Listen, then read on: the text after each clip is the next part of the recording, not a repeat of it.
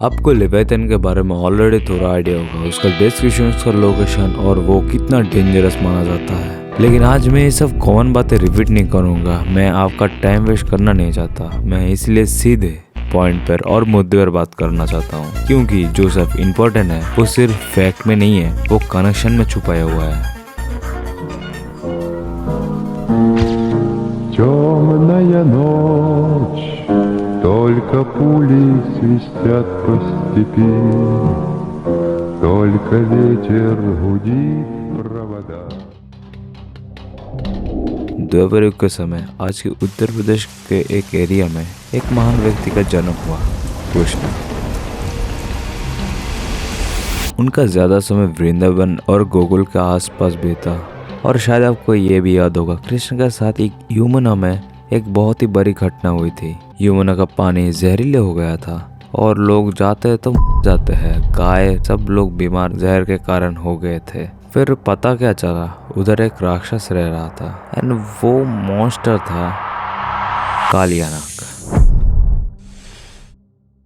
कालियानाग ने यमुना को पूरी तरह जहरीला बना दिया। पानी में रहने वाले जानवर मर रहे थे, यमुना के पास रहने वाले लोग परेशान हो गए थे। तब कृष्ण का सामना होता है कालियानाग से। एक भयंकर युद्ध होता है, एक नृत्य होता है।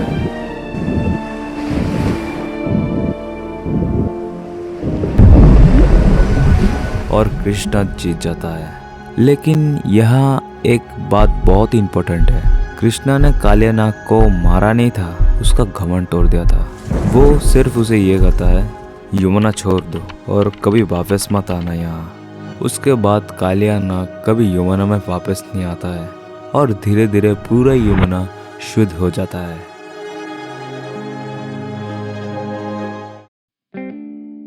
कालियानाग जब वापस गया तो वो रामनाग आइलैंड चला गया, जहाँ से वो पहले आया था। कुछ स्क्रिप्चर में आइलैंड ऑफ रामनाग का जिक्र नहीं मिलता।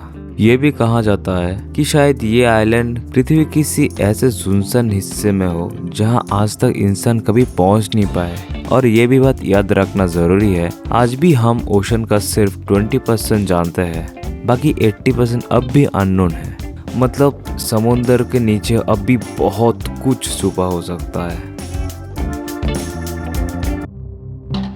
यहाँ पर कहानी एक नया ट्विस्ट लेता है। कालियानाग ईस्ट की तरफ नहीं गया, इंडियन ओशन नो, वो वेस्ट की तरफ चला गया और जाकर अरेबियन सी में छुप गया।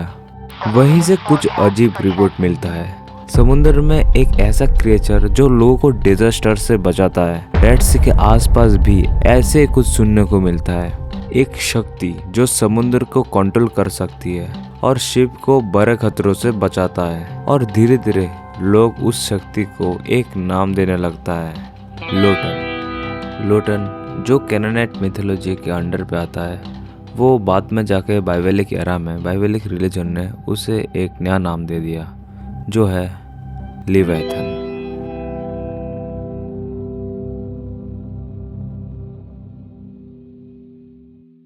लेविथन को एक मॉन्स्टर माना जाता है जो समुद्र में चलने वाली शिप्स को प्रोटेक्ट करता है।